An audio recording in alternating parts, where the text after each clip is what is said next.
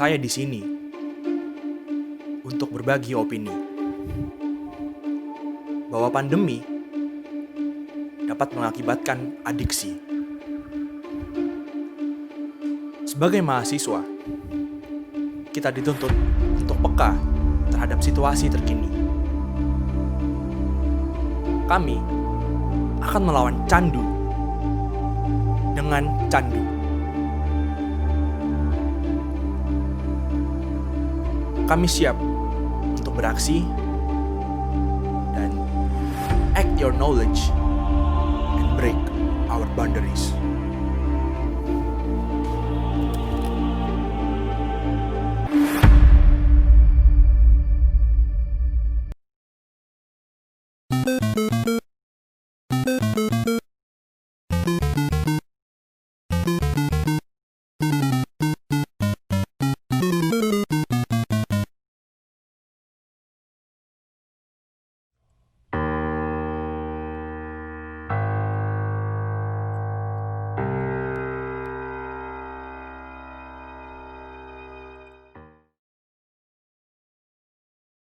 Halo semuanya, nama saya Nicholas Immanuel. Saya Bian. Saya Aulia Karerina. Jadi di sini saya akan menjelaskan definisi dari game addiction dan saya juga menjelaskan tujuan kami membuat presentasi ini.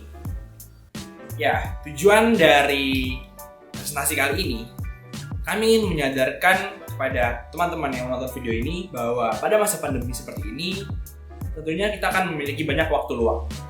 Nah, waktu luang tersebut jika kita tidak gunakan dengan bijak, contohnya kita bermain game setiap hari, setiap kali ada waktu luang kita bermain game. Dan jika seperti itu, kita akan bisa mengalami fenomena game addiction. Kami juga ingin menyampaikan dampak buruk dari gaming addiction ini pada kalian. Dan tujuan yang ketiga, yang terakhir, kami ingin mendorong teman-teman untuk menggalakkan campaign, yaitu hashtag do something new pada saat masa pandemi ini. Karena jika kita pada masa pandemi ini kita melakukan sesuatu yang baru, kita akan bisa melawan game addiction tersebut. Adiksi dalam Kamus Besar Bahasa Indonesia atau KBBI berarti kecanduan atau ketergantungan secara fisik dan mental terhadap suatu zat. Adiksi juga berasal dari bahasa Latin yaitu addicere, yang artinya melebihkan pada suatu hal. Biasanya ketika kita membahas tentang adiksi, kita akan langsung terpikir adiksi atau kecanduan dengan narkoba atau kecanduan film dewasa atau yang masih beda lagi. Tapi game online ini juga bisa menjadi suatu kecanduan karena game online merupakan suatu perilaku yang dapat kita lakukan terutama sekarang ini. Singkatnya seperti ini, masa pandemi akan memberikan kita waktu lebih luang. Waktu lebih luang tersebut akan memberikan opsi kepada kita. Istilahnya kita memiliki banyak waktu luang, lalu kita akan memilih kira-kira kegiatan apa yang akan kita lakukan.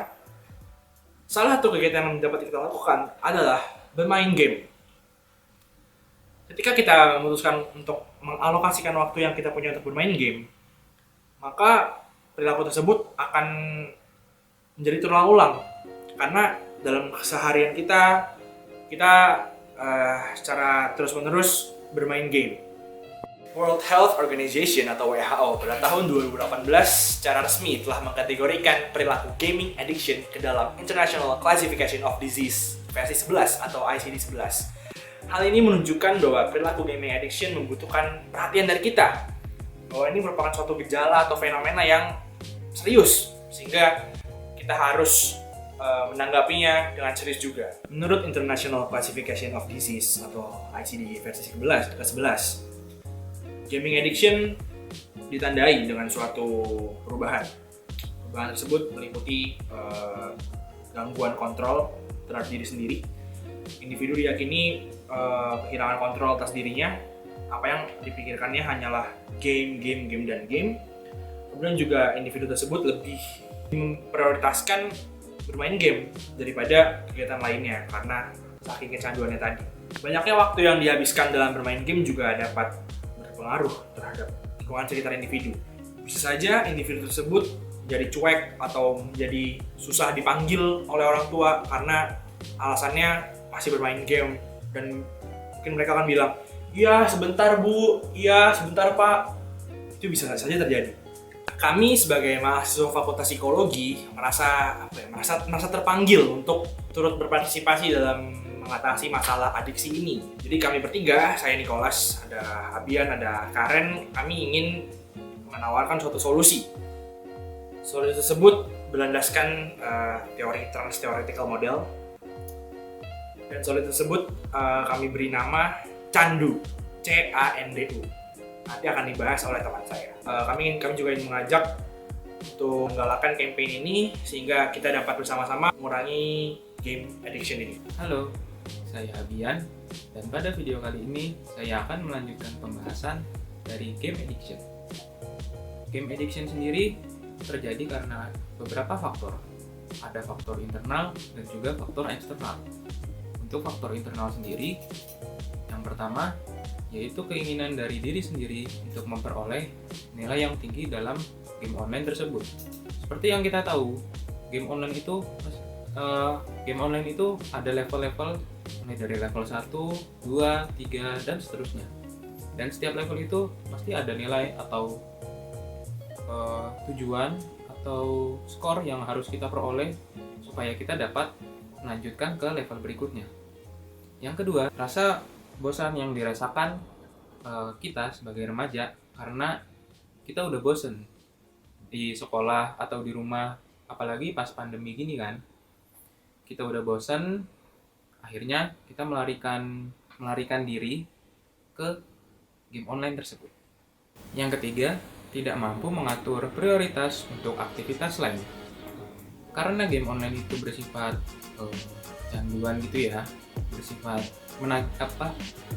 bikin kita ketagihan. Makanya aktivitas-aktivitas lain yang harusnya jadi prioritas kita malah kita abaikan. Yang keempat, kurangnya pengendalian diri sehingga tidak dapat mengantisipasi dampak negatif dari game online tersebut. Lingkungan yang kurang terkontrol menyebabkan kita sebagai remaja memiliki kebebasan untuk bermain dengan teman-teman kita, dan juga karena teman-teman kita yang istilahnya sudah lebih banyak bermain, maka kita pun terpengaruh sehingga kita jadi ikutan main juga. Yang kedua, kurang memiliki hubungan sosial yang baik, sehingga kita sebagai remaja lebih memilih game online dibanding kita berinteraksi dengan teman-teman kita sendiri. Ketiga, harapan orang tua yang terlalu tinggi kepada anak-anaknya sendiri. Kenapa? Karena orang tua berharap kalau anaknya itu kan bisa ikut kursus atau bisa ikut les supaya dia pintar.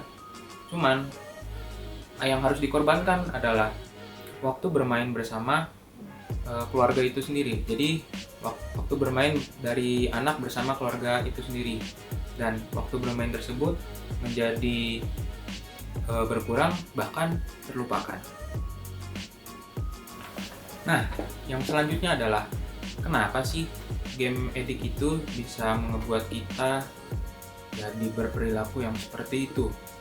Yang entah main game mulu, entah yang ngeliat handphone terus, atau main ya apalah itulah, main macam-macam. Karena apa? Jadi, kenapa orang bisa jadi kecanduan game? Karena mungkin gini, kita tahu kan kalau misalkan kita habis ngelakuin aktivitas yang berat, misalkan kayak ya anggaplah kita mau ikut ujian gitu. Nah, karena kita ikut ujian, otomatis kita pikirannya menjadi terbebani kan.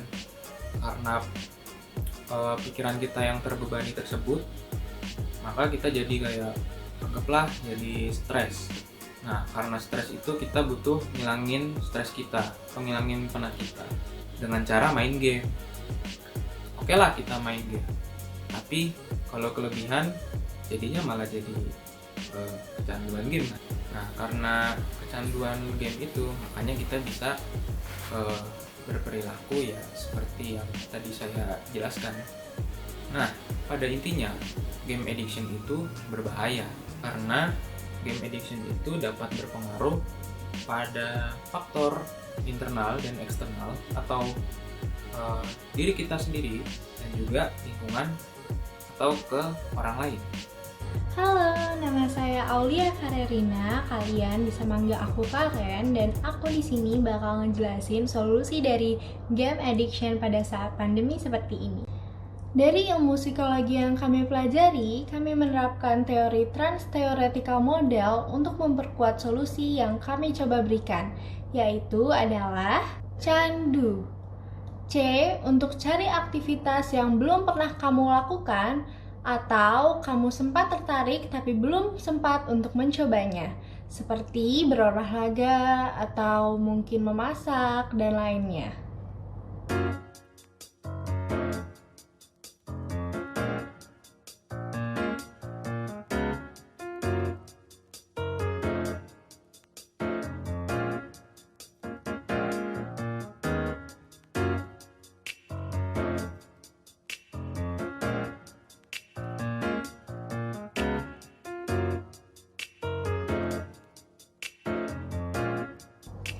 A. Untuk atur waktu yang tersedia dan alokasikan waktumu untuk melakukan kegiatan-kegiatan baru tersebut.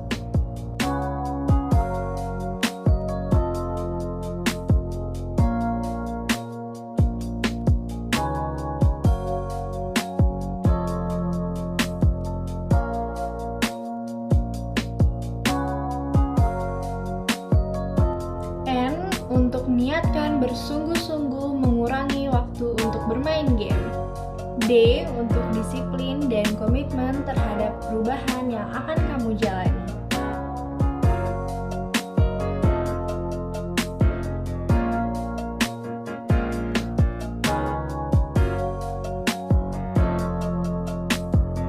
Dan yang terakhir ada U untuk ulangi kegiatan dan perilaku tersebut sehingga menjadi kebiasaan baru.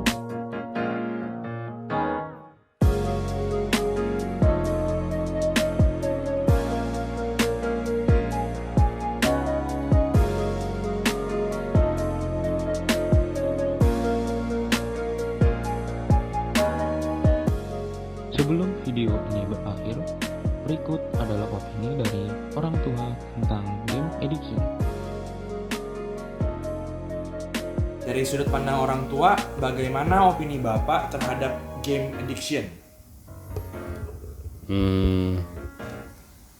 Namanya juga kan addiction, sehingga segala sesuatu yang kalau kelebihan sebetulnya pasti dampaknya kurang baik. Jadi bukan berarti main game itu jelek, tapi ketika menjadi sesuatu yang berlebihan sampai akhirnya edik, tentunya akan sangat tidak baik dampaknya. Apa usaha yang Bapak lakukan untuk mengurangi game addiction, baik untuk secara umum ataupun untuk anak? Yang pertama adalah paham dulu tujuan bermain gamenya dulu, kemudian disiplin. Karena bagaimanapun, karena ini dibicarakan adalah perilaku atau kebiasaan, tentunya harus ada kedisiplinan di situ supaya tidak berujung atau berakhir pada kondisi kecanduan. Orang tua dan anak harus punya pemahaman yang sama dulu nih, bahwa ketika anak bermain game harus diberi penjelasan. Kenapa anak ini diperbolehkan main game? Tujuannya apa? Kalau untuk umum, saya pikir akan sama. Do and don'ts-nya harusnya sudah paham, sudah dibicarakan di tahap sebelumnya.